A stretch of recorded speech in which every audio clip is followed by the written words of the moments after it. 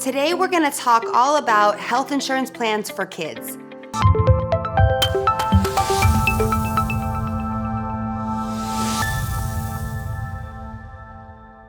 So whether your kids play sports or they're just active little monkeys like my girls are, you want to make sure that your health plan really covers you and covers your kids for the unexpected things that can come up, whether it's sickness or whether they get hurt.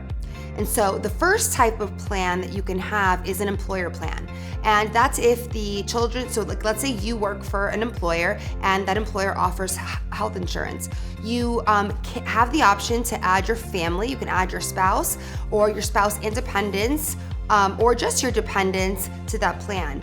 So typically, like the pros of these kinds of plans are that they're usually PPO type plans, so they're preferred provider organization type of plans, and they're sponsored by an employer. So they're typically more expensive and better plans that you probably wouldn't be able to get on your own for the same or similar costs. And so the benefits of that is that you have access to the doctors and hospitals. So most likely the hospitals that you're gonna need to be a network or the pediatric urgent cares or your pediatrician will probably all take those type of plans.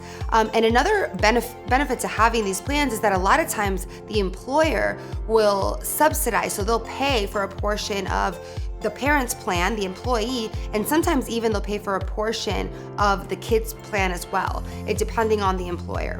And so some of the things that are drawbacks of these type of plans are, number one, you're stuck, you're dependent on the employer. And so what if the employer lays you off? Or what if the employer changes insurance for the following year and goes to like a cheaper HMO type of plan, and then you've got to switch doctors and all that?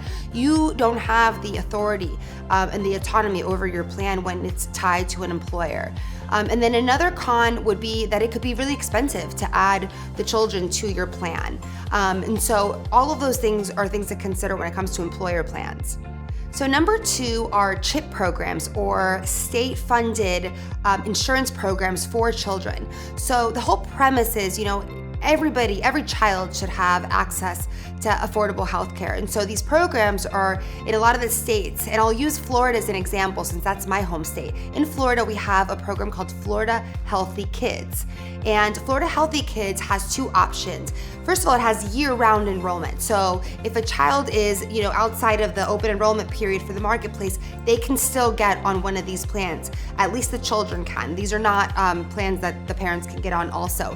And these plans, the way it works in Florida is you have two options. You can either do a subsidized pay, and for that you have to have low income, a low enough income that then the government will pay a portion of that. So you might get a plan for as low as $20 a kid, or you pay the full pay amount. So if your income is above a certain threshold, you'll have to pay full price for the plan. So here it's a little over $200 per kid. It could get expensive if you have more than one kid, but that is something that's available year round. And also, one of the drawbacks is limited access to doctors and hospitals depending on what city that you're in. So what I see is the trend is like the busier cities, like a city like Miami, Fort Lauderdale, you're not gonna have trouble finding doctors who accept those plans.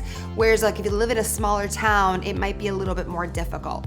The third type of plan for your children is the Affordable Care Act, or the ACA marketplace. So a lot of people don't know this, and it's a common question I get, but kids can actually have their very own marketplace plan. So one of the things that I get is like from children age 0 to 12 months, they're actually not eligible for the CHIP program, at least in Florida. They're not eligible for the Healthy Kids. It only starts at age 1. So what do the people do in that gap period, right?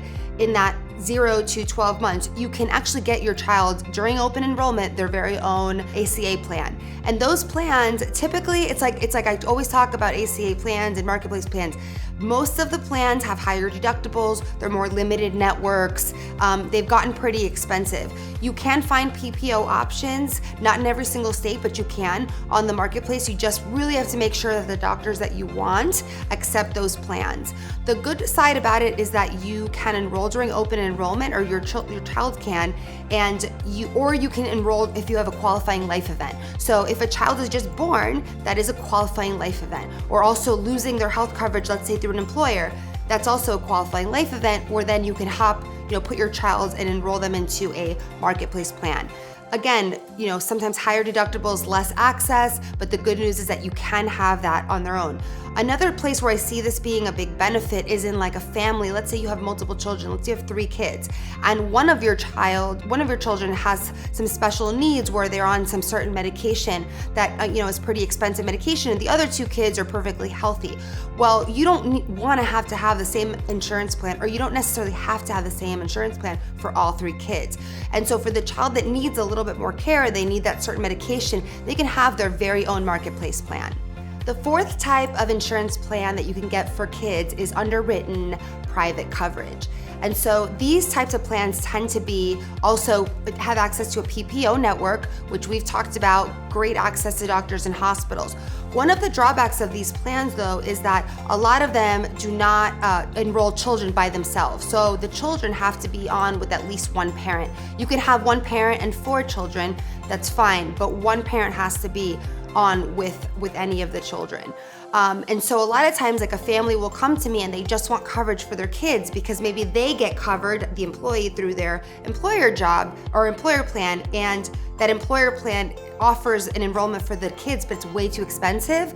So a lot of times on this private underwritten coverage, because there's so many benefits to it, and especially the cost of it tends to be one of the lowest as long as you medically qualify, we're able to put the whole family onto the private underwritten coverage at a fraction of the cost of what it would be to put them on the state program, the CHIP program, or on the Affordable Care Act marketplace on their own. And again, access to the doctors and hospitals is huge with that. And a lot of times those underwritten plans, they have a lot of great accident and injury coverage built in where it'll supplement your plan so that you don't have to meet a really high deductible before, they kick in for the common stuff like the, broken bones and things like that. So if you have more questions on what types of plans are the best to enroll your kids in, don't hesitate to reach out to me at alexandracontos.com. And if you found this video helpful, or you know somebody who would find it helpful, please share the video, tag them, and like and comment.